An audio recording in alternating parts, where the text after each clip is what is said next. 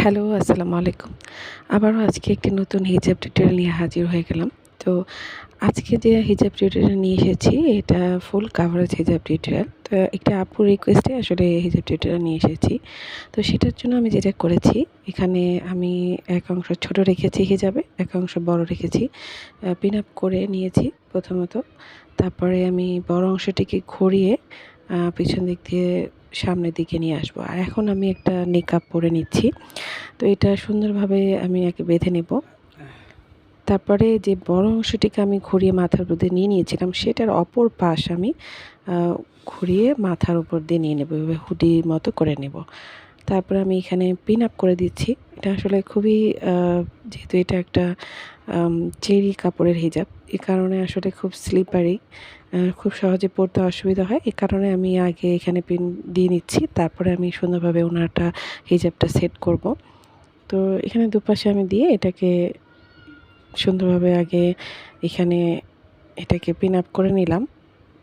তারপরে আমি বড় অংশটিকে ঘুরিয়ে সামনের দিকে কাঁধের কাছে আমি সামনে ভালো মতো ফুল কাভারেজ করে নেব। নিয়ে এখানে আমি পিন আপ করে নেব। এখানে আমি সেফটি পিন দিয়ে সুন্দরভাবে এটাকে সেট করে নিয়েছি। এখন সামনের যে অংশটুকু আমি আগে প্রথমত সামনের দিকে আমি মাথার কাছে আগে পিন আপ করে নেব সুন্দরভাবে। এখানে আসলে আমি ওয়্যারলেস পিন দিয়ে এটাকে সেট করে নিয়েছি মাথার উপরের দিকে।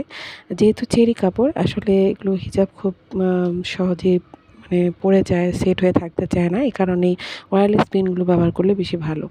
এখন আমি এই দুপাশে সুন্দরভাবে এখানে আমি শলা পিন ইউজ করছি। তো এখানে আমি সুন্দরভাবে দুপাশে পিন আপ করে নেব। তো এই তো হয়ে গেল।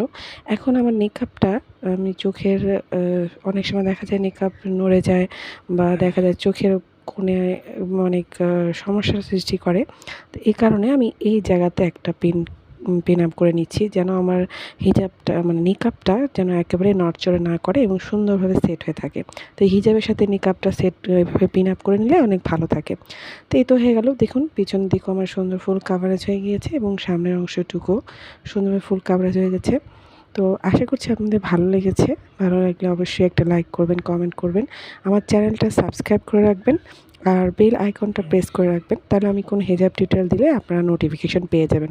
তো আমি কাঁধের কাছেও ভিতরের দিক থেকে এভাবে করে দিয়ে একটা সেফটি পিন দিয়ে নিচ্ছি যেন আমার হিজাবটা খুব সুন্দরভাবে সেট হয়ে থাকে। তো আজকের মতো বিদায় নিচ্ছি। আগামী কোনো ভিডিও নিয়ে হাজির হয়ে যাব। ততক্ষণ পর্যন্ত আল্লাহ হাফেজ। আমার জন্য অনেক দোয়া করবেন।